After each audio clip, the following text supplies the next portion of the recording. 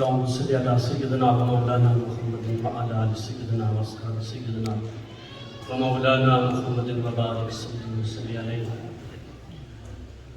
سادہ احترام سامعین زیوکار، بزرگان دین و ملت، معزز علماء اکرام، مشائخ اوزان، دیگر مہمان گرامی،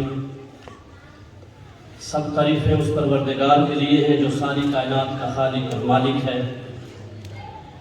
ہزاروں کروڑوں درود خاتم الانبیاء سید المرسلین رحمت للعالمین کی ذات پر۔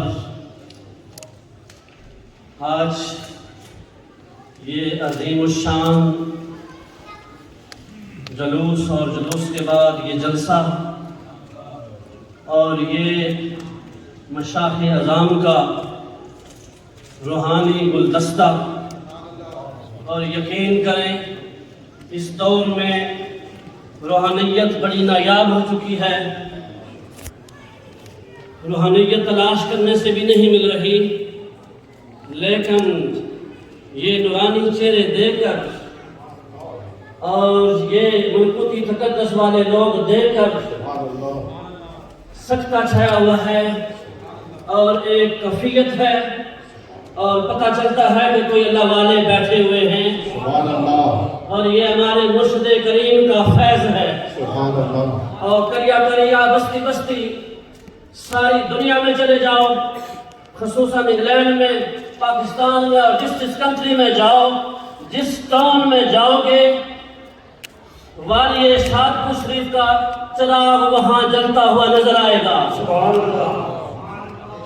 تو دوستو بزرگوں، یہاں سے اللہ کی معرفت بھی ملتی ہے، رسول اللہ صلی اللہ علیہ وسلم کی معرفت ملتی ہے، اہل بیت کی محبت ملتی ہے، اور صحابہ کرام کی محبت ملتی ہے۔ ہزاروی صاحب کے بعد خطاب کرنا جو ہے نا یہ مناسب نہیں ہے۔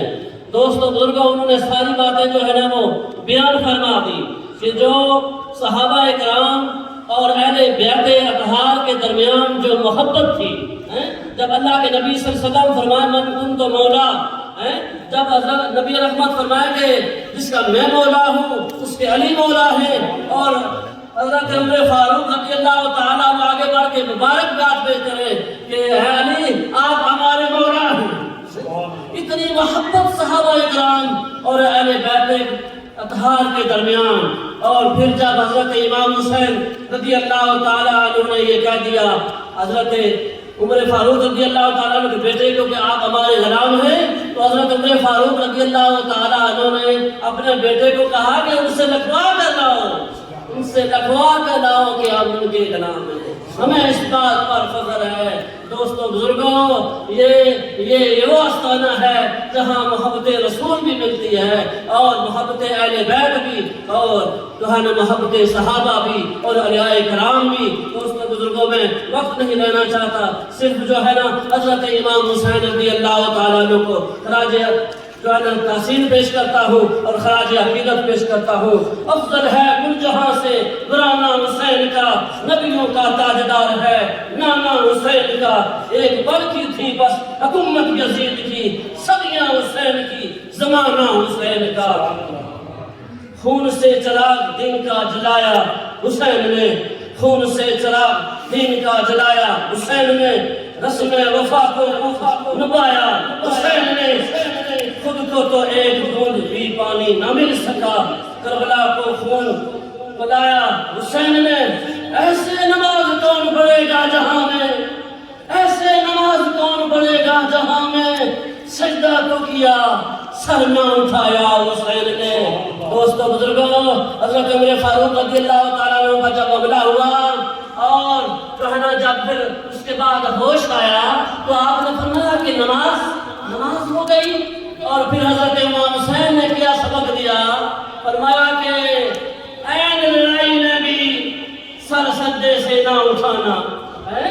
کتنا مشکل سجدہ تھا، اور کیا دس دیا کہ جو ہے نا گردن پر تلوار چل جائے لیکن نماز نہ جائے۔ یہی میسج ہے دوستو آپ کے لیے بھی، اپنے مرشد کریم سے وابستہ رہو، اور اللہ اور اللہ کے رسول کی معرفت اور نماز جانا وہ کبھی نہ چھوڑو. اللہ سے دعا ہے کہ اللہ کریم ہمیں نیک اعمال کرنے کی توفیق عطا فرمائے. وما علینا الا البلاغ.